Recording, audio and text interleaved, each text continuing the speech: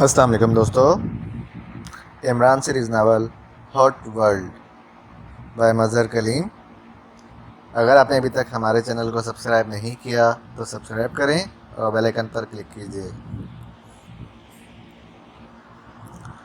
انتہائی شاندار انداز میں سجے ہوئے وسیع و عریض آفس میں ایک لمبے قد اور چوڑے دیو ہیکل جسم کا مالک ادھیڑ عمر ایک اونچی پشت والی ریوالونگ چیئر پر اکڑے ہوئے انداز میں بیٹھا ہوا تھا۔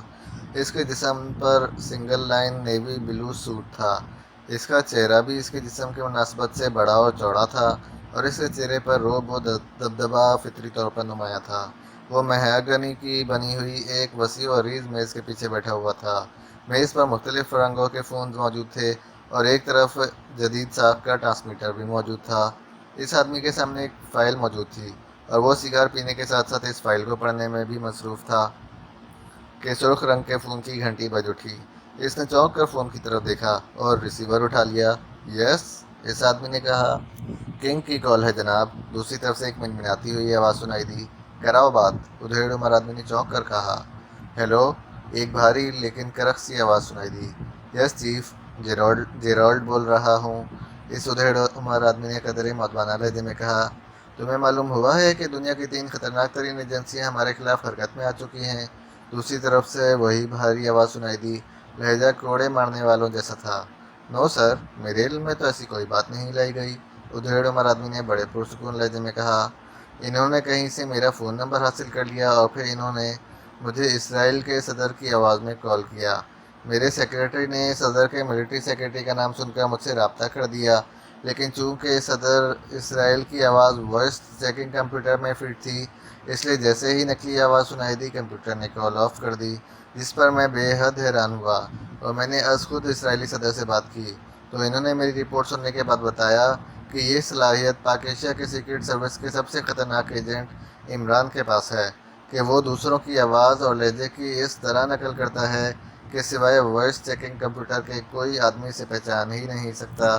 اور انہوں نے مجھے بتایا کہ انہیں پہلے سے ہی خدشہ تھا کہ پاک ایشیا سیکرٹ سروس، اسلامی سیکورٹی کونسل کا کرنل فریدی، البلغارنیا کا ڈی ایجنٹ میجر پرمود ہمارے خلاف کسی بھی وقت حرکت میں آ سکتے ہیں۔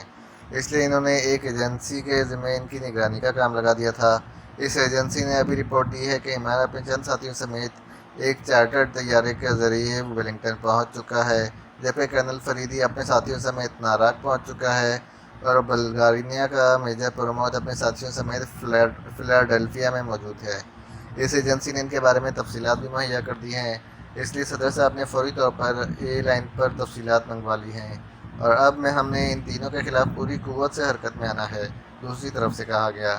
یس سر، لیکن یہ لوگ اگر ہماری رینج میں آئیں گے تو ہم حرکت میں آئیں گے، ورنہ یہ بے شک پورے ایکریمیم میں گھومتے پھریں۔ انہیں کسی صورت بھی یہ معلوم نہیں ہو سکتا کہ ہم کہاں ہیں اور نہ ہی یہ ہمیں ٹریس کر سکتے ہیں، ادھیڑ عمر آدمی نے بڑے ٹھنڈے لہجے میں کہا۔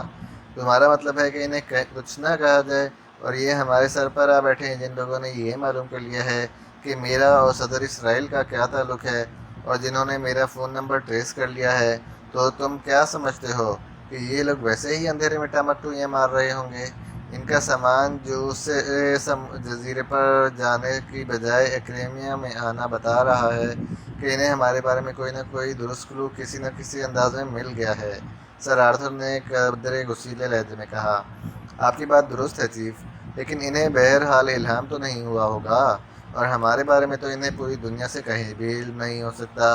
آپ کا چونکہ صدر اسرائیل کے ساتھ رابطہ ہے، اس لیے بظاہر تو انہوں نے اسرائیل سے ہی اس کا سراغ لگایا ہوگا، لیکن یہ زیادہ سے زیادہ آپ تک پہنچ سکتے ہیں، ہم تک بہرحال نہیں پہنچ سکتے، اور ہاٹ ویپن کی تیاری اب دنوں کی بات رہ گئی ہے، اور ہم نے اگر ان کا مقابلہ کیا تو لامحالہ یہ لوگ ہم تک پہنچ جائیں گے، اس طرح ہماری ہی وجہ سے انہیں معلوم ہو جائے گا کہ ہم کہاں ہیں۔ آپ اپنا تحفظ کر لیں اور مطمئن ہو جائیں، لیکن اگر آپ ان کا خاتمہ چاہتے ہیں تو پھر میری درخواست ہے کہ آپ ان کے خلاف بلیک ماسٹرز ایجنسی کو حرکت میں لے آئیں۔ آپ کو تو معلوم ہے کہ بلیک ماسٹرز ایجنسی میں ایکریمیا، یورپ اور اسرائیل کے انتہائی تربیت یافتہ سیکرٹ ایجنٹ شامل ہیں، اور یہ ایجنسی تجربے کے لحاظ سے بھی اور انتہائی جدید ترین مشینری کے استعمال سے بھی ان سے زیادہ آگے ہیں۔ جن تینوں ایجنسیوں کی آپ نے نام لیے ہیں، یہ تینوں ایشیائی ایجنسیاں ہیں۔ ان لوگوں کے پاس صرف عقل ہوتی ہے اور کچھ نہیں ہوتا۔ یہ لوگ جدید ترین مشینری کے سامنے ایک لمحہ بھی نہ ٹھہر سکیں، اس طرح ان کا فوری خاتمہ ہو جائے گا۔ تم نے بالکل درست سوچا ہے جیرالڈ، اور مجھے خوشی ہے کہ تم اس طرح انتہائی ٹھنڈے دماغ سے سوچ لیتے ہو۔ ٹھیک ہے، تم اپنا کام جاری رکھو، البتہ اپنی رینج پر ریڈ الرٹ رہو۔ میں بلیک ماسٹر ایجنسی کے چیف بگ جونز کو احکامات دے دیتا ہوں۔ تمہاری بات درست ہے، وہ لوگ لمحوں میں ان کا خاتمہ کرنے کی صلاحیت رکھتے ہیں، اور اگر نہ بھی کر سکے تب بھی یہ انہیں بہرحال الجھا لیں گے، جبکہ اس دوران ہمارا عظیم مشن مکمل ہو جائے گا۔ اس بار سر آرتھر نے تحسین آمیز لہجے میں کہا۔ شکریہ سر، آپ بے فکر رہیں۔ اول تو یہ لوگ ہم تک پہنچ ہی نہیں سکتے، اور اگر پہنچ بھی گئے تو ہماری رینج میں داخل ہوتے ہی جلا کر راکھ کر دی جائیں گے۔ ہم ہر وقت ریڈ الرٹ رہتے ہیں، جیرالڈ نے کہا۔ اوکے، گڈ بائے، دوسری طرف سے اطمینان بھرے لہجے میں کہا گیا تو جیرالڈ نے بھی مسکراتے ہوئے ریسیور رکھ دیا۔ پھر اس نے ہاتھ بڑھایا اور انٹرکام کا ریسیور اٹھا کر یکے بعد دیگرے کئی نمبر پریس کر دیے۔ یس باس، ایک مؤدبانہ آواز سنائی دی۔ رابرٹ، ہمارے خلاف 3 ایشیائی ایجنسیاں حرکت میں آئی ہیں۔ ان میں سے ایک کا تعلق پاکیشیا سے ہے، دوسری کا تعلق بلغاریہ سے، اور تیسری کا تعلق اسلامی سیکیورٹی کونسل سے ہے۔ ابھی تک یہ ایجنسیاں ہماری تلاش میں ماری ماری پھر رہی ہیں۔ گو ان کا یہاں تک پہنچنے سے پہلے ہی بندوبست ہو جائے گا، لیکن اب تو ہم نے اپنی رینج کو وسیع کر کے فل ریڈ الرٹ کر دینا ہے، اور اگر ان میں سے کوئی بھی ایجنسی ہماری رینج میں داخل ہو تو ان کا فوری خاتمہ ضروری ہے، جیرالڈ نے کہا۔ باس، میرا خیال ہے کہ ہم ٹونسی، جارجیا اور کیرولینا، تینوں ریاستوں میں موجود ایجنسی کاسٹرین کو ان کے خلاف ہائر کر لیں تو یہ زیادہ بہتر ہے، کیونکہ یہ لوگ اگر ہماری رینج میں پہنچے بھی صحیح تو ان تینوں ریاستوں میں سے کسی ایک سے ہی پہنچیں گے، اور یہ بھی ہو سکتا ہے کہ یہ تینوں علیحدہ علیحدہ تینوں ریاستوں سے رینج میں داخل ہوں، اور اگر ہم نے اپنی رینج میں انہیں ہلاک کیا تو یہ بات کنفرم ہو جائے گی کہ رسپارڈو صحرا میں ہمارا سیٹ اپ ہے، اور یہ سرکاری ایجنسیاں ہیں۔ ایک گروپ کے ہلاک ہوتے ہی لامحالہ ان کے دوسرے گروپ بغیر وقفہ کیے بغیر یہاں پہنچ جائیں گے، جبکہ کاسٹرین کے ہاتھوں مارے جانے سے ہم شناخت نہ ہو سکیں گے، رابرٹ نے کہا۔ گڈ، تمہاری بات درست ہے، اور کاسٹرین صرف بدماشوں کا ٹولہ نہیں ہے بلکہ یہ لوگ تربیت یافتہ بھی ہیں۔ ٹھیک ہے، میں کوئن سے بات کرتا ہوں، جیرالڈ نے کہا۔ یس باس، باقی آپ یہاں کے بارے میں بے فکر رہیں، یہاں مکھی بھی پر نہیں مار سکتی، رابرٹ نے کہا تو جیرالڈ نے اوکے کہہ کر ریسیور رکھ دیا، اور پھر ایک اور فون کا ریسیور اٹھا لیا۔ یہ ڈائریکٹ فون تھا۔ اس نے ریسیور اٹھا کر نمبر پریس کرنے شروع کر دیے۔ کاسٹرین کلب، رابطہ قائم ہوتے ہی ایک نسوانی آواز سنائی دی۔ جیرالڈ بول رہا ہوں، کوئن سے بات کراؤ، جیرالڈ نے سخت لہجے میں کہا۔ یس سر، ہولڈ کریں، دوسری طرف سے مؤدبانہ لہجے میں کہا گیا۔ کوئن بول رہی ہوں۔ چند لمحوں بعد دوسری طرف سے ایک اور نسوانی آواز سنائی دی۔ جیرالڈ بول رہا ہوں، جیرالڈ نے کہا۔ او، خیریت، آج تم نے خود فون کیا ہے، دوسری طرف سے بے تکلفانہ لہجے میں کہا گیا۔ جیرالڈ اور کوئن کے درمیان ویسے تو خاصے گہرے اور دوستانہ تعلقات تھے، اور چونکہ دونوں جارجیا میں رہتے تھے اس لیے دونوں کی اکثر شامیں اکٹھے ہی گزرتی تھیں۔ کوئن نے کاسٹرین کلب کے نام سے تینوں ریاستوں میں کلب بنا رکھے تھے جو ہر قسم کے جرائم کا گڑھ تھے۔ اس کے ساتھ ساتھ کوئن چونکہ ایک معروف ترین ایکریمین سیکرٹ ایجنٹ مارتھر کی بیوہ بھی تھی اور خود بھی مارتھر کے ساتھ کام کر چکی تھی، اس لیے اس نے اپنے شوہر کی وفات کے بعد سرکاری ایجنسی تو چھوڑ دی تھی، لیکن اس نے جرائم پیشہ افراد کی ایک خصوصی تنظیم قائم کر لی جو ہر قسم کے اونچے جرائم میں ملوث رہتی تھی۔ اس خصوصی تنظیم کے سب لوگ مکمل طور پر تربیت یافتہ تھے، اور کوئن ان سے انتہائی اعلیٰ سطح کے کام لیتی تھی جس کا وہ انتہائی بھاری معاوضہ وصول کرتی تھی۔ اس کے گروپ کا نام کوئن گروپ تھا، اور کوئن خود اس گروپ کی سربراہ تھی۔ وہ خود بھی انتہائی چاقو چوبند اور اسمارٹ جسم کے مالک تھی، اور اس نے باقاعدہ مارشل آرٹ اور اس جیسے دوسرے فنون میں بھی تربیت حاصل کی ہوئی تھی۔ آج تمہارے لیے ایک کام نظر آیا ہے، معاوضہ تمہاری مرضی کا اور کام میری مرضی کا، جیرالڈ نے مسکراتے ہوئے کہا۔ کیسا کام، کچھ بتاؤ تو صحیح، کوئن نے چونک کر اور حیرت بھرے لہجے میں کہا۔ تمہیں معلوم ہے کہ میرا تعلق ہاٹ ورلڈ سے ہے، اور ہاٹ ورلڈ کے خلاف اس وقت 3 معروف ایشیائی ایجنسیاں بیک وقت کام کر رہی ہیں۔ ان میں سے ایک پاکیشیا سیکرٹ سروس ہے جس کا سربراہ کوئی عمران نامی مسخرہ ہے، لیکن کہا جاتا ہے کہ وہ بے حد مشہور ایجنٹ ہے۔ دوسرا بلغاریہ کا ڈی ایجنٹ میجر پرومود ہے، جس کے بارے میں کہا جاتا ہے کہ وہ بجلی سے بھی زیادہ تیز رفتاری سے کام کرتا ہے، اور تیسرا اسلامی سیکیورٹی کونسل کا کرنل فریدی ہے، جسے ہارڈ اسٹون بھی کہا جاتا ہے۔ گو مجھے یقین ہے کہ یہ تینوں یہاں پہنچنے میں کامیاب نہیں ہو سکتے، لیکن اگر یہ پہنچ جائیں تو یہ تینوں ریاستوں میں سے کسی میں بھی پہنچ سکتے ہیں، اور ہاٹ ورلڈ ان کے سامنے نہیں آنا چاہتی، اس لیے میں نے سوچا کہ یہاں تمہارا کوئن گروپ ان کا صحیح مدعو مقابل ثابت ہوگا۔ تم نے ان کے نام بتا کر اچھا کیا ہے۔ میں ان تینوں سے انتقام لینے کی خواہش مند تھی، کیونکہ مارتھر نے کئی بار ان سے شکست کھائی ہے، اور ان شکستوں کی وجہ بھی وہ مسخرہ عمران بنا تھا، اس لیے تم بے فکر رہو، ان تینوں کی قبریں میرے ہاتھوں ہی بنیں گی۔ کوئن نے کہا، اس کا اصل نام کوئن مارتھر تھا۔ گڈ شو کوئن، بولو کتنا معاوضہ دوں تمہیں؟ جیرالڈ نے مطمئن لہجے میں کہا، جتنا تم چاہو دے دینا، $50 لاکھ سے لے کر $2 کروڑ تک۔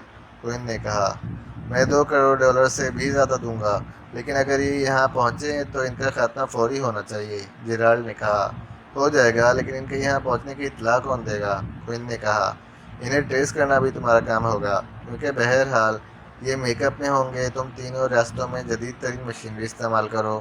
جیرالڈ نے کہا، تم مشینری کی فکر چھوڑو، میں ان کے لیے سیٹلائٹ بھی استعمال کر سکتی ہوں۔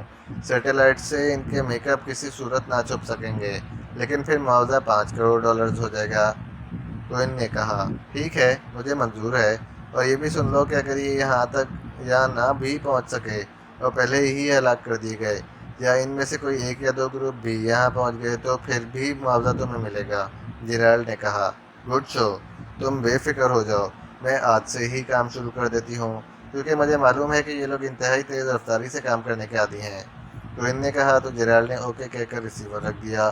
اب اس کے چہرے پر گہرے اطمینان کے تاثرات تھے۔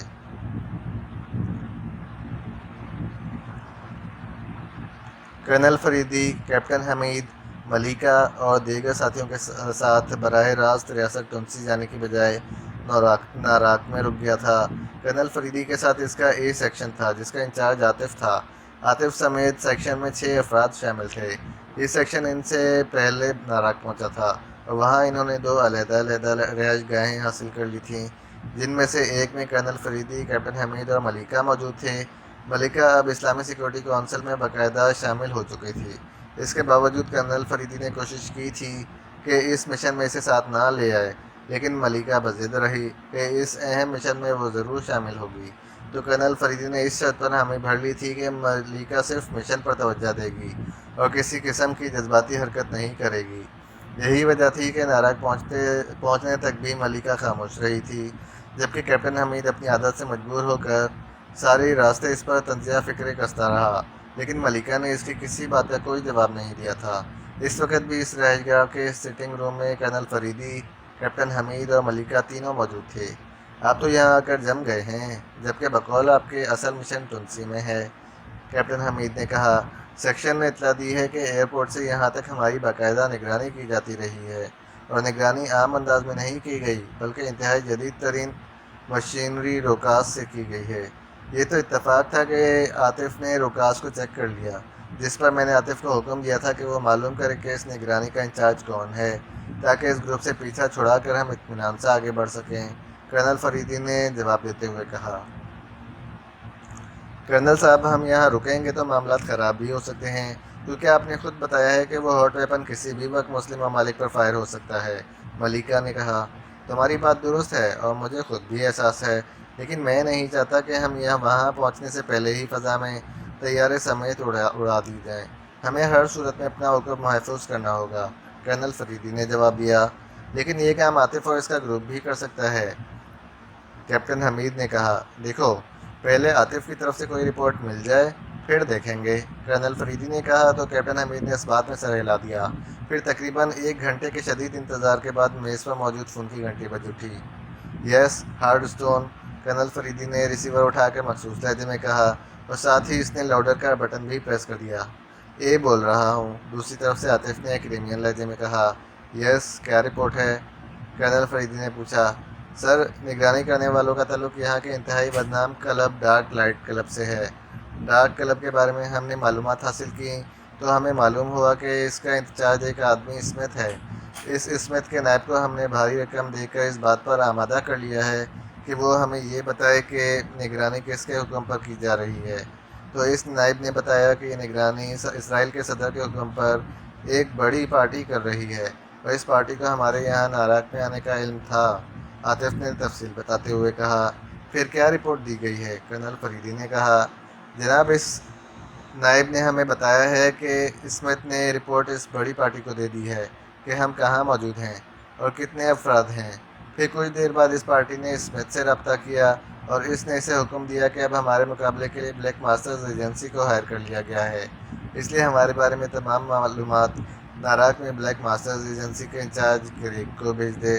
اب ہمارے خلاف تمام کارروائی کریگ اور اس کا گروپ کرے گا، اور یہ بھی اس سے معلوم ہوا ہے کہ بلیک ماسٹرز نام کی تنظیم پورے ایکریمیا میں انتہائی تربیت یافتہ سیکرٹ ایجنٹوں پر مبنی ہے، اور حکومت ایکریمیا بھی اکثر معاملات میں ان کی خدمات حاصل کرتی رہتی ہے۔ ناراک میں اس تنظیم کا انچارج کریگ ہے، جو فاکس کلب کا مالک اور جنرل مینیجر ہے۔ عاطف نے تفصیل بتاتے ہوئے کہا، پھر تم نے مزید کیا کیا ہے؟ کرنل فریدی نے کہا، ابھی یہ اطلاعات ملی ہیں، آپ حکم دیں تو ہم خود اس کریگ اور اس کے گروپ کے خلاف کام کریں۔ عاطف نے کہا، تم اس وقت کہاں موجود ہو؟ کرنل فریدی نے پوچھا۔ وکٹوریہ روڈ کے ایک پبلک فون بوتھ سے کال کر رہا ہوں، عاطف نے جواب دیا۔ میں نے تمہیں ڈبل سیٹ کا کہا تھا، کیا تم نے ایسا کیا؟ کرنل فریدی نے پوچھا۔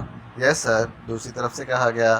تو تم اپنے سیکشن سمیت دوسرے سیٹ پر چلے جاؤ، کیونکہ بلیک ماسٹرز کے بارے میں نے بھی سن رکھا ہے کہ وہ انتہائی تیزی سے کام کرتے ہیں۔ کرنل فریدی نے کہا، یس سر، ڈبل سیٹ AA3SVC پر ہے، عاطف نے جواب دیا۔ ٹھیک ہے، میں تمہیں اب خود کال کروں گا، کرنل فریدی نے کہا اور ریسیور رکھ کر وہ اٹھ کھڑا ہوا۔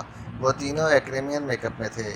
ہمیں فوراً نئے میک اپ کر کے یہ کوٹھی چھوڑنی ہے، یہاں کسی بھی وقت حملہ ہو سکتا ہے، کرنل فریدی نے کہا۔ تو کیپٹن حمید اور ملکہ دونوں نے اس بات میں سر ہلا دیے۔ لیکن آپ کا پروگرام کیا ہے؟ کیپٹن حمید نے کہا، تم دوسرے سیٹ پر پہنچ کر وہاں سے کار لے کر فاکس کلب پہنچو گے، جبکہ میں اور ملکہ یہاں سے ٹیکسی کے ذریعے فاکس کلب پہنچیں گے، اور تم نے کار سمیت ہمارا باہر انتظار کرنا ہے۔ کرنل فریدی نے کہا، کار ملکہ لے آئے گی، میں آپ کے ساتھ رہوں گا، کیپٹن حمید نے کہا۔ جیسے میں نے کہا ہے ویسا کرو، ایسے کلبوں میں اگر کوئی خاتون ساتھ ہو تو پھر اہمیت دی جاتی ہے، کرنل فریدی نے سرد لہجے میں کہا۔ تو ملکہ کے چہرے پر یک لخت روشنی سی پھیل گئی۔ کرنل فریدی نے اپنا، ملکہ اور کیپٹن حمید کا پہلا میک اپ صاف کر کے نیا میک اپ کر دیا، اور پھر کیپٹن حمید کو اس نے متبادل سیٹ اپ کے بارے میں بتا دیا جو عاطف نے اسے کوڈ میں بتا دیا تھا۔ کیپٹن حمید کے بجانے کے بعد کرنل فریدی اور ملکہ دونوں کوٹھی کے عقبی دروازے سے باہر آ گئے۔ کیپٹن حمید بھی عقبی طرف سے ہی باہر گیا تھا، کیونکہ کرنل فریدی کو خطرہ تھا کہ کہیں سامنے کی طرف سے کوٹھی کی نگرانی نہ ہو رہی ہو۔ تھوڑی دیر بعد انہیں ایک ٹیکسی مل گئی اور کرنل فریدی نے اسے فاکس کلب جانے کا کہہ دیا۔ یس سر، بیٹھیں، ٹیکسی ڈرائیور نے اس بات میں سر ہلاتے ہوئے کہا۔ تو کرنل فریدی اور ملکہ دونوں ٹیکسی کے عقبی سیٹ پر بیٹھ گئے۔ فاکس کلب کا ماحول کس ٹائپ کا ہے؟ ہم وہاں پہلی بار ایک دوست سے ملنے جا رہے ہیں، کرنل فریدی نے ڈرائیور سے مخاطب ہو کر کہا۔ سر، یہ ناراک کا سب سے اچھا کلب ہے، انتہائی شریفانہ ماحول ہے وہاں کا، صرف امراض وہاں جاتے ہیں جناب، ڈرائیور نے جواب دیتے ہوئے کہا۔ تو کرنل فریدی نے اس بات میں سر ہلا دیا۔ پھر تقریباً 1 گھنٹے تک مختلف سڑکوں سے گزرنے کے بعد وہ ایک 2 منزلہ عمارت کے سامنے پہنچ گئے، جس پر فاکس کلب کا نیون سائن جل رہا تھا۔ کرنل فریدی نے ٹیکسی سے اتر کر ڈرائیور کو کرائے کے ساتھ بھاری ٹپ بھی دی، اور پھر ملکہ کو اپنے ساتھ آنے کا اشارہ کر کے وہ کمپاؤنڈ گیٹ سے اندر داخل ہوا۔ تھوڑی دیر بعد وہ دونوں ہال میں موجود تھے۔ ہال خاصا وسیع تھا اور اس کی سجاوٹ بے پناہ شاندار اور شریفانہ تھی، اور وہاں موجود مرد و عورتوں کا تعلق بھی واقعی امیر گھرانوں سے ہی لگتا تھا۔ ایک طرف وسیع و عریض کاؤنٹر تھا، جہاں پر 3-4 لڑکیاں کام کرنے میں مصروف تھیں، جبکہ ایک اسٹول پر بیٹھی ہوئی تھی اور اس کے سامنے سرخ رنگ کا فون رکھا ہوا تھا۔ جنرل مینیجر کریگ سے کہو کہ سر ٹانسن اپنی سیکرٹری کے ساتھ یہاں موجود ہیں، کرنل فریدی نے قریب جا کر بڑے مہذب اور ٹھہرے ہوئے وقار لہجے میں کہا۔ یس سر، لڑکی نے ایک جھٹکے سے اٹھ کر کھڑے ہونے والے انداز میں کہا۔ اس کے چہرے پر کرنل فریدی کی شخصیت اور اس کے لہجے کی وجہ سے انتہائی مرغوبیت کے تاثرات ابھر آئے تھے۔ اس نے ریسیور اٹھا کر یک کے بعد ایک 2 نمبر پریس کر دیے۔ کاؤنٹر سے میگی بول رہی ہوں سر، کاؤنٹر پر سر ٹانسن اپنی سیکرٹری کے ساتھ موجود ہیں اور آپ سے ملاقات کرنا چاہتے ہیں، کاؤنٹر گرل نے انتہائی مؤدبانہ لہجے میں کہا۔ یس سر، دوسری طرف سے جواب سن کر اس نے کہا، اور ریسیور رکھ کر اس نے سائڈ پر موجود ایک باوردی آدمی کو اشارے سے بلایا۔ سر کو باس کے آفس تک چھوڑاؤ، باس ان کے منتظر ہیں۔ لڑکی نے کہا۔ آئیے سر، باوردی ملازم نے انتہائی مؤدبانہ لہجے میں کہا۔ Thank you miss, colonel Faridi نے مسکراتے ہوئے باوقار لہجے میں کہا، اور باوردی آدمی کے پیچھے چلتے ہوئے وہ ایک راہداری میں پہنچ گئے جہاں ایک بند دروازہ تھا۔ اس باوردی آدمی نے دروازے کو دبا کر کھولا اور پھر مؤدبانہ انداز میں ایک طرف ہٹ گیا۔ Thank you mister, colonel Faridi نے اس آدمی کا بھی شکریہ ادا کیا اور پھر اندر داخل ہو گیا۔ ملکہ بھی اس کے پیچھے اندر داخل ہوئی۔ یہ خاصا بڑا آفس تھا جسے انتہائی شاندار انداز میں سجایا گیا تھا۔ بڑی سی آفس ٹیبل کے پیچھے ایک لمبے قد اور بھرے ہوئے جسم کا آدمی بیٹھا ہوا تھا۔ اس نے بہترین تراش خراش کا سوٹ پہنا ہوا تھا۔ وہ کرنل فریدی اور اس کے پیچھے اندر داخل ہوتی ہوئی ملکہ کو دیکھ کر اٹھا اور تیزی سے میز کے سائڈ سے ہو کر باہر آ گیا۔ میں سر ٹاؤنسن کو اپنے آفس میں خوش آمدید کہتا ہوں، کریگ نے مسافر کے لیے ہاتھ بڑھاتے ہوئے کہا۔ تھینک یو مسٹر کریگ، آپ سے مل کر بے حد مسرت ہوئی۔ آپ کے کلب کی میں نے ولنگٹن میں بے حد تعریف سنی تھی، اس لیے میں پہلی بار یہاں آیا ہوں۔ ویسے آپ کے کلب کا ہال اور اس کی سجاوٹ ہمیں بے حد پسند آئی ہے، کرنل فریدی نے مسافہ کرتے ہوئے بڑے باوقار لہجے میں کہا، جبکہ ملکہ ایک طرف خاموش کھڑی تھی۔ تشریف رکھیں، آپ کی تشریف آوری میرے لیے بڑے اعزاز ہے، کریگ نے کہا، اور پھر اس سے پہلے کہ وہ ملکہ سے ہاتھ ملاتا، ملکہ تیزی سے ایک کرسی پر بیٹھ گئی تو کریگ سر ہلاتا ہوا اور واپس میز کے پیچھے اپنی کرسی پر بیٹھ گیا۔ آپ کیا پینا پسند فرمائیں گے؟ کریگ نے ریسیور کی طرف ہاتھ بڑھاتے ہوئے کہا۔ کچھ نہیں مسٹر کریگ، ہم مخصوص اوقات میں ہی کھاتے پیتے ہیں، کرنل فریدی نے اس بار قدرے سرد لہجے میں کہا۔ اوہ اچھا، آپ جیسے حکم دیں، کریگ نے مسکراتے ہوئے کہا۔ مسٹر کریگ، ہمیں معلوم ہوا ہے کہ آپ یہاں بلیک ماسٹرز گروپ کے انچارج ہیں، کرنل فریدی نے کہا تو کریگ بے اختیار اچھل پڑا۔ اس کے چہرے پر یک لخت عجیب سے تاثرات ابھر آئے، جیسے اسے سمجھ نہ آ رہی ہو کہ وہ کرنل فریدی کے بارے میں کیا سوچے۔ آپ دراصل کون ہیں اور یہ کیوں پوچھ رہے ہیں؟ میرا نام کرنل فریدی ہے، کرنل فریدی نے جواب دیا تو کریگ ایک جھٹکے سے اٹھ کھڑا ہوا۔ اس کا چہرہ حیرت کے تاثرات سے مسخ ہو گیا تھا۔ مسٹر کریگ، آپ اطمینان سے بیٹھ جائیں، مجھے معلوم ہے کہ بلیک ماسٹرز انتہائی تربیت یافتہ افراد پر مبنی تنظیم ہے، لیکن بلیک ماسٹرز کا چیف بگ جونز میرے بارے میں بہت اچھی طرح جانتا ہے، اور یقیناً اس نے تمہیں بھی میرے بارے میں کچھ نہ کچھ بتایا ہوگا۔ میں اس لیے یہاں آیا ہوں کہ اگر تم چاہو تو تمہیں ایک محفوظ راستہ مل سکتا ہے۔ میں نے یہاں ناراک میں نہیں رکنا، بلکہ میں نے آگے ریاست اوبویو جانا ہے۔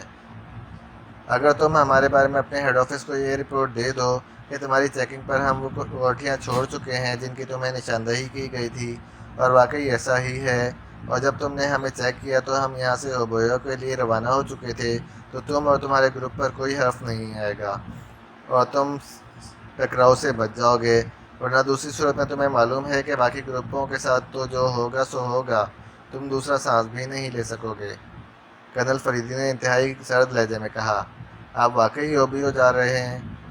کریگ نے چند لمحے خاموش رہنے کے بعد ہونٹ چباتے ہوئے کہا۔ یہ بات ہمیشہ ذہن میں رکھنا کہ کرنل فریدی جھوٹ نہیں بولا کرتا۔ کرنل فریدی کا لہجہ بے حد سرد ہو گیا تھا۔ ٹھیک ہے، مجھے آپ کی آفر منظور ہے، میں نے آپ کے بارے میں بہت کچھ سنا ہے، اور جب آپ کا یہاں ٹھہرنے کا ارادہ ہی نہیں تو پھر میں خواہ مخواہ کیوں اس چکر میں الجھوں۔ البتہ یہ بتا دوں کہ یہاں سے جانے کے بعد آپ کے ساتھ جو بھی ہوگا میں اس کا ذمہ دار نہیں ہوں گا۔ مجھے تمہاری شرط منظور ہے، بے شک اوبویو میں میرے پیچھے کی خبر بھی دے دینا، مجھے اس سے کوئی فرق نہیں پڑتا، کرنل فریدی نے اٹھتے ہوئے کہا، اور اس کے اٹھتے ہی ملکہ بھی اٹھ کھڑی ہوئی اور کریگ بھی۔ اوکے، گڈ بائے، مجھے یقین ہے کہ ہماری تمہاری ملاقات دوبارہ کسی اچھے ماحول میں ہوگی، کرنل فریدی نے کہا، اور پھر مڑ کر بیرونی دروازے کی طرف بڑھ گیا۔ تھوڑی دیر بعد وہ دونوں کلب سے نکل کر ایک طرف موجود پارکنگ میں رکی ہوئی کار کی طرف بڑھ گئے، جس کے ساتھ ایکریمین میک اپ میں کیپٹن حمید کھڑا سامنے سے گزرنے والی ہر خوبصورت اور نوجوان لڑکی کو اس طرح دیکھ رہا تھا جیسے اس نے زندگی میں پہلی بار کسی لڑکی کو دیکھا ہو۔ اس کے چہرے پر ہلکی سی شرارت کا تاثر موجود تھا۔ نظر بازی اچھی نہیں ہوتی، انسان کو نظریں جھکا کر رکھنی چاہیے، کرنل فریدی نے قریب جا کر کہا تو کیپٹن حمید اچھل پڑا جیسے کسی نے اسے چوری کرتے ہوئے پکڑ لیا ہو، اور ملکہ اس کے اس انداز پر بے اختیار ہنس پڑی۔ کیا ہوا؟ آپ نے بہت دیر لگا دی، اس لیے مجھے وقت گزارنے کے لیے ادھر ادھر دیکھنا پڑا۔ چلو واپس رہائش گاہ پر، کرنل فریدی نے عقبی سیٹ پر بیٹھتے ہوئے کہا، جبکہ ملکہ کو اس نے سائڈ سیٹ پر بیٹھنے کا اشارہ کیا۔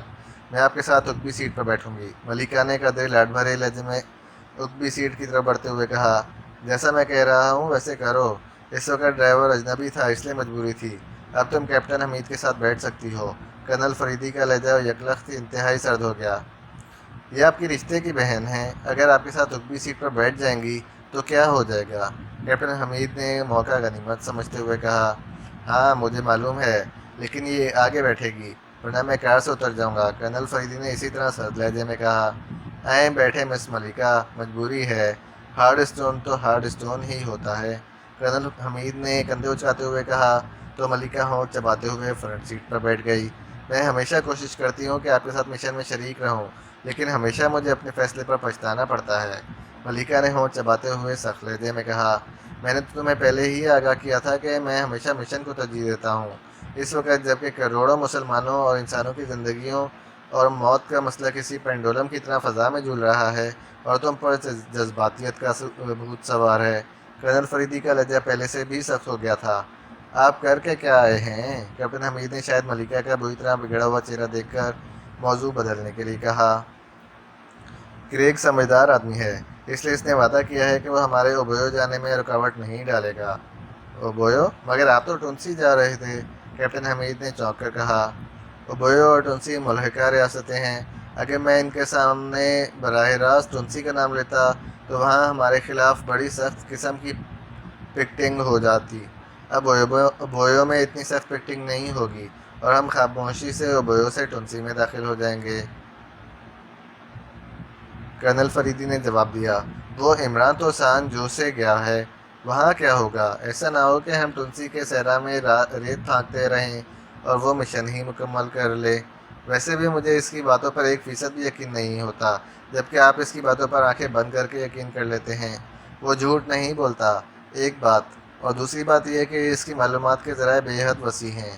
وہ ایسی معلومات فون پر حاصل کر لیتا ہے کہ آدمی کو سرے سے یقین ہی نہیں آتا۔ کرنل فریدی نے کہا، لیکن ایسی معلومات مہیا کرنے والے تو لاکھوں ڈالرز معاوضہ لیتے ہیں، جبکہ عمران تو ہر وقت اپنی غربت کا رونا روتا رہتا ہے۔ تمہیں اس کے بارے میں کچھ علم نہیں ہے۔ جتنا تم ایک سال میں خرچ کرتے ہو اتنا وہ ایک روز میں خیراتی اداروں کو عطیات میں دے دیتا ہے۔ اس کا باورچی سلیمان یہ کام کرتا ہے۔ کرنل فریدی نے کہا، اتنی تو دولت وہ کہاں سے کماتا ہے؟ دولت اس کا مسئلہ نہیں ہے، اس کا ایک بڑا فنانسر سینٹرل انٹیلیجنس بیورو کا سپرنٹینڈنٹ فیاض ہے، جو بیچارہ روتا پیٹتا رہتا ہے اور مجبوراً ایمان کو بھاری رقومات بھی دیتا رہتا ہے۔ اس کی اماں بھی صاحب جائیداد ہیں، اس کے ڈیڈی بھی بڑے ذمہ دار ہیں، اور وہ اس قدر اصول پسند واقع ہوئے ہیں کہ عمران کی اماں بھی کی اراضی سے جو آمدنی ہوتی ہے وہ ان کے اکاؤنٹ میں ہی جمع کر دی جاتی ہے۔ اور سر عبد الرحمن نے کبھی بھول کر بھی نہیں پوچھا کہ عمران کی اماں بھی نے اس قدر رقومات کہاں کی ہیں۔ اس کے ساتھ ساتھ جب بھی اسے موقع ملتا ہے وہ اپنے ڈیڈی کی جیب پر بھی ہاتھ صاف کر لیتا ہے۔ اور سب سے زیادہ اہم بات یہ ہے کہ عمران جب بھی ٹیم لے کر یورپ، ایکریمیا اور گریٹ لینڈ جاتا ہے تو مشن کے اختتام پر وہ مشینی جوئے خانوں میں جا کر اس قدر دولت حاصل کر لیتا ہے کہ جوئے خانوں والے بیچارے سالوں تک اپنے زخم چاٹتے رہتے ہیں، لیکن عمران یہ رقم اس ملک میں سیکرٹ سروس کے اکاؤنٹ میں جمع کرا دیتا ہے، جہاں سے یہ رقومات معلومات کے عوض دے دی جاتی ہیں۔ کرنل فریدی جب بولنے پر آیا تو مسلسل بولتا چلا گیا اور کیپٹن حمید نے بے اختیار ہونٹ بھینچ لیے، لیکن ملکہ کی آنکھیں حیرت سے پھیلتی چلی گئیں۔ اس قدر دولت وہ خود خرچ کیوں نہیں کرتا؟ ایک پرانے چھوٹے اور آرام سے فلیٹ میں رہتا ہے، ایک اسپورٹس کار اس کے پاس ہے اور بس، اور وہ روتا رہتا ہے ہر وقت مفلسی کا رونا۔ یہ اس کا اور اس کے باورچی سلیمان کا مخصوص لائف آف اسٹائل ہے، اور وہ دونوں اس میں مگن ہیں۔ تمہیں کیا اعتراض ہے؟ کرنل فریدی نے طنزیہ لہجے میں کہا، کیا وہ آپ سے بھی بڑا سیکرٹ ایجنٹ ہے؟ ملکہ نے یکلخت مڑ کر طنزیہ لہجے میں کہا، میں تو کچھ بھی نہیں ہوں، وہ واقعی مجھ سے کئی گنا اچھا ایجنٹ ہے۔ کرنل فریدی نے مسکراتے ہوئے کہا، اور پھر اس سے پہلے کہ مزید کوئی بات ہوتی، کرنل فریدی کی جیب میں موجود ٹرانسمیٹر سے سیٹی کی آواز سنائی دی۔ کتنا فاصلہ رہ گیا ہے رہائش گاہ کا؟ کرنل فریدی نے جیب سے ٹرانسمیٹر نکالتے ہوئے کہا، 10 منٹ کی ڈرائیونگ رہتی ہے، کیپٹن حمید نے جواب دیا۔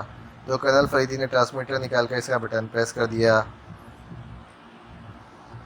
علی عمران MSCDSC آکسن بول رہا ہوں۔ اوور، عمران کی آواز سنائی دی۔ کرنل فریدی اٹینڈنگ یو، میں اس وقت کار میں ہوں، تم 10 منٹ بعد مجھے کال کرنا۔ اوور، کرنل فریدی نے کہا۔ کیا مس ملکہ آپ کے ساتھ بیٹھی ہوئی ہیں؟ اوور۔ دوسری طرف سے عمران کی شرارت بھری آواز سنائی دی۔ Nonsense, over and all, colonel Faridi نے کہا اور ٹرانسمیٹر آف کر دیا۔ اسے کیسے معلوم ہو گیا کہ میں آپ کے ساتھ مشن پر ہوں؟ ملکہ نے حیرت بھرے لہجے میں کہا۔ اس نے لامحالہ ویماک کال کی ہوگی اور وہاں سے اطلاع دے دی گئی ہوگی کہ میں کیپٹن حمید اور تمہیں ساتھ میں مشن پر لے گیا ہوں، جس پر اس نے ٹرانسمیٹر پر کال کی ہے، کرنل فریدی نے وضاحت کرتے ہوئے کہا۔ تو ملکہ نے بے اختیار ایک طویل سانس لی۔ مس ملکہ، اس طرح اگر آپ نے ٹھنڈی سانسیں لینا شروع کر دیں تو پھر یہ پورا علاقہ بحر منجمد شمالی بن جائے گا، جہاں ہر طرف برف ہی برف ہوگی، کیپٹن حمید نے مسکراتے ہوئے کہا۔ تو ملکہ اس انداز پر بے اختیار ہنس پڑی۔ تھوڑی دیر بعد وہ ایک کوٹھی میں داخل ہو چکے تھے۔ کار گیراج میں روک کر وہ سب سیٹنگ روم میں پہنچ گئے۔ اسی لمحے اس ٹرانسمیٹر سے سیٹی کی آواز دوبارہ سنائی دی۔ تو کرنل فریدی نے ٹرانسمیٹر جیب سے نکالا اور اس کا بٹن آن کر دیا۔ علی عمران MSCD آکسن بزبان خود بلکہ بدہان خود بول رہا ہوں اور پیر و مرشد کی خدمت میں نیاز مندانہ سلام پیش کرتا ہوں، اور جناب کیپٹن حمید کی خدمت اقدس میں آداب عرض ہے، کیونکہ مجھے معلوم ہے کہ وہ مس ملکہ سے طول کی بجائے عرض کرنے پر مجبور ہوں گے، اور مس ملکہ کی خدمت میں سلام شوق۔ اللہ تعالیٰ سے دعا ہے کہ وہ مس ملکہ کو اپنے نیک مقصد میں کامیاب کرے۔ سب کہیں آمین ثم آمین۔ اوور۔ عمران کی زبان جب رواں ہو گئی تو ظاہر ہے اسے کون روک سکتا تھا۔ کیا اس بکواس کے لیے تم نے کال کی ہے؟ اوور۔ کرنل فریدی نے غصیلے لہجے میں کہا۔ ارے پیر و مرشد، آپ اپنے انتہائی ناخلف سوری میرا مطلب ہے خلف رشید شاگرد پر غصہ کھا رہے ہیں۔ میں تو آپ کا نیاز مند ہمدرد بلکہ درد مند ہوں، مجھ پر تو خاص مہربانی کی نظر رکھا کریں۔ ویسے آپ نے ناراک آ کر اچھا کیا ہے، کیونکہ ناراک میں آپ سے کھل کر بات ہو سکتی ہے۔ مجھے جو مزید معلومات ملی ہیں ان کے مطابق سان جوسے جزیرے میں صرف کال ڈوجنگ مشینری نصب ہے۔ اصل لیبارٹری ریاست ٹنسی، ریاست کیرولینا اور ریاست جارجیا کے سرحدی علاقے میں ہے، اور میجر پرومو جارجیا روانہ ہو چکا ہے، اور میں سوچ رہا ہوں کہ کیرولینا سے ریاست سے اس علاقے میں داخل ہوں۔ ویسے اس وقت میں ویلنگٹن میں ہوں۔ اوور۔ عمران نے کہا۔ ٹھیک ہے، مجھے پہلے ہی اندازہ تھا یہ لوگ اتنی آسانی سے اپنا ٹھکانہ سامنے نہیں لا سکتے۔ ویسے ان لوگوں کو ہمارے بارے میں اطلاع مل چکی ہے، اور انہوں نے ہمیں وہاں جانے سے روکنے کے لیے بلیک ماسٹرز ایجنسی کو ہائر کیا ہے۔ اس کا جال پورے کریمیا میں پھیلا ہوا ہے۔ میں نے یہاں ناراک میں اس کے انچارج کریگ سے ملاقات کی ہے، اور کریگ نے عقل مندی کا مظاہرہ کرتے ہوئے مجھ سے وعدہ کر لیا ہے کہ وہ میرے خلاف یہاں کوئی رکاوٹ نہیں ڈالے گا۔ میں نے اسے اوبویو جانے کا کہا ہے، جبکہ میں سوچ رہا تھا کہ کیرولینا ریاست سے ٹنسی ریاست میں داخل ہو جائے۔ اوور۔ کرنل فریدی نے تفصیل سے بات کرتے ہوئے کہا۔ میجر پروموت سے میری بات ہوئی ہے، اس نے بتایا ہے کہ جارجیا میں اس کے خلاف وہاں کی ایک مقامی تنظیم کام کر رہی ہے، لیکن وہ جلد ہی اسے بھی ڈوج دے دے گا کہ اس علاقے میں داخل ہو جائے۔ لیکن اس نے یہ بتایا ہے کہ یہ سارا علاقہ صحرا پر مبنی ہے، یہاں میلوں کے فاصلے پر بھی کوئی آبادی یا پانی کا چشمہ نہیں ہے، اور یہ بھی بتایا گیا ہے کہ یہاں لیبارٹری کے اندر سے فضا میں اڑنے والے بھی کئی ایئر کرافٹس کو آسانی سے میزائل کا نشانہ بنایا جا سکتا ہے، اس لیے وہ صحرائی جیپوں کے ذریعے اندر جانے کا فیصلہ کر رہا ہے۔ اوور۔ عمران نے کہا۔ ٹھیک ہے، جیسے اس کی مرضی ہو ویسے کرے، ہم بھی وہاں کی صورتحال دیکھ کر آگے بڑھیں گے۔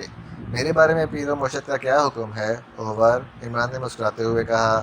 سنو عمران، اس وقت مسلمانوں کی بقا کی جنگ جاری ہے، اس لیے جو مناسب سمجھو کرو۔ ہمیں ہر صورت میں اس ہاٹ ویپن کی لیبارٹری کو تباہ کرنا ہے، ہر صورت میں، اور فوراً، چاہے اس میں ہماری جانیں کیوں نہ چلی جائیں۔ اوور۔ اس ہماری میں مس ملکہ کی جان بھی شامل ہے یا نہیں؟ اوور۔ عمران نے شرارت بھرے لہجے میں کہا۔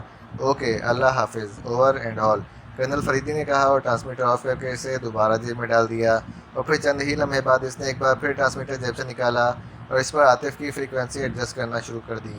Hello hard stone calling. Over. Colonel Faridi نے بار بار کال دیتے ہوئے کہا۔ Yes sir, I attending you. Over. تھوڑی دیر بعد عاطف کی آواز سنائی دی۔ عاطف، اپنے ساتھیوں سمیت فوراً ایئرپورٹ پہنچ جاؤ، ہم بھی وہیں آ رہے ہیں، ہمیں چارٹرڈ طیارے کے ذریعے اوبویو جانا ہے۔ اوور۔ کرنل فریدی نے کہا۔ یس سر، لیکن سب ایک ہی طیارے میں جائیں گے؟ اوور۔ ہاں۔ اوور۔ کرنل فریدی نے سرل لہجے میں جواب دیا۔ یس سر، 1 گھنٹے کے اندر سب انتظامات ہو جائیں گے۔ اوور۔ दूसरी तरफ से कहा गया तो कर्नल फरीदी ने ओवर एंड ऑल कहकर ट्रांसमीटर ऑफ करके जेब में रखा और सामने पड़े हुए फ़ोन का रिसीवर उठाया और इंक्वायरी के नंबर प्रेस करके इससे रियासत तुलसी शहर का नंबर मालूम किया और फिर नंबर प्रेस करने शुरू कर दिए।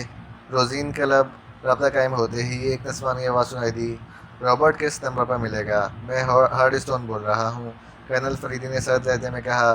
तो दूसरी तरफ से एक नंबर बता दिया गया। कर्नल फरीदी ने शुक्रिया अदा किया और कैटल दबा दिया और फिर टून आने पर इसने एक बार फिर नंबर प्रेस करने शुरू कर दिए। रॉबर्ट बोल रहा हूँ। रब्ता कायम होते ही एक मर्दाना आवाज़ सुनाई दी, हार्ड स्टोन। कर्नल फरीदी ने कहा, यस सर, हुक्म सर। दूसरी तरफ से मौतबाना लहजे में कहा गया, ओबोयो में ब्लैक मास्टर्स तंजीम के बारे में तुम्हारी क्या मालूमात हैं? यस सर, यहाँ ओबोयो में ब्लैक मास्टर्स का खासा वसी जाल है। इसका इंचार्ज रिचमंड है, यहाँ के बदनाम और मशहूर डोगमस क्लब का मालिक। दूसरी तरफ से जवाब दिया गया, अब मेरी बात गौर से सुनो। मैं अपनी टीम के साथ इस वक्त नाराक में हूँ और यहाँ से चार्टर्ड तैयारी के ज़रिए ओबोयो पहुँच रहा हूँ, लेकिन हमारे वहाँ पहुँचने से पहले ही वहाँ ब्लैक मास्टर्स को हमारे बारे में इत्तला मिल चुकी है और वो हमें हर सूरत में ख़त्म करने की कोशिश करेंगे। ये भी हो सकता है कि फ़ज़ा में ही हमारे तैयारी को उड़ाने की कोशिश की जाए, जबकि हमने ओबोयो से कैरोलिना और टोनसी के सरहदी सहरा, जिसे किंग डेजर्ट कहा जाता है, में पहुंचना है और मैं रास्ते में किसी भी ग्रुप से नहीं उलझना चाहता। अब तुम बताओ हमें क्या करना चाहिए? इस किंग डेजर्ट में भी हमारी रहनुमाई करो, कर्नल फरीदी ने कहा। ये तो बहुत आसान बात है जनाब। आप चार्टर्ड तैयारे का रुख ओबोयो दारुल हुकूमत दाखिल होने से पहले मोड़ दें और इसे पायले एयरपोर्ट पर उतरने का कह दें। वो आसानी से इस पर राज़ी हो जाएंगे। पायले एयरपोर्ट पर मैं मौजूद होऊंगा। वहाँ के एक प्राइवेट एयरपोर्ट से हम एक छोटे तैयारे पर सवार होकर किंग डेजर्ट के सरहद पर मौजूद वाक़ई शहर रोमिया पहुँच जाएंगे। इस तरह ब्लैक मास्टर्स आपका दारुल हुकूमत में ही इंतज़ार करते रह जाएंगे। रोमिया से आपको किंग डेजर्ट के बारे में तफसीली नक्शा और रहनुमाई मिल जाएगी। इसके बाद जैसा आप चाहेंगे वैसे हो जाएगा, रॉबर्ट ने जवाब दिया। ओके, ठीक है, हम रोमिया पहुंच जाएंगे, कर्नल फरीदी ने कहा और रिसीवर रख दिया। आप बराह रास्त इस सहरा में जाना चाहते हैं? कैप्टन हमीद ने कहा।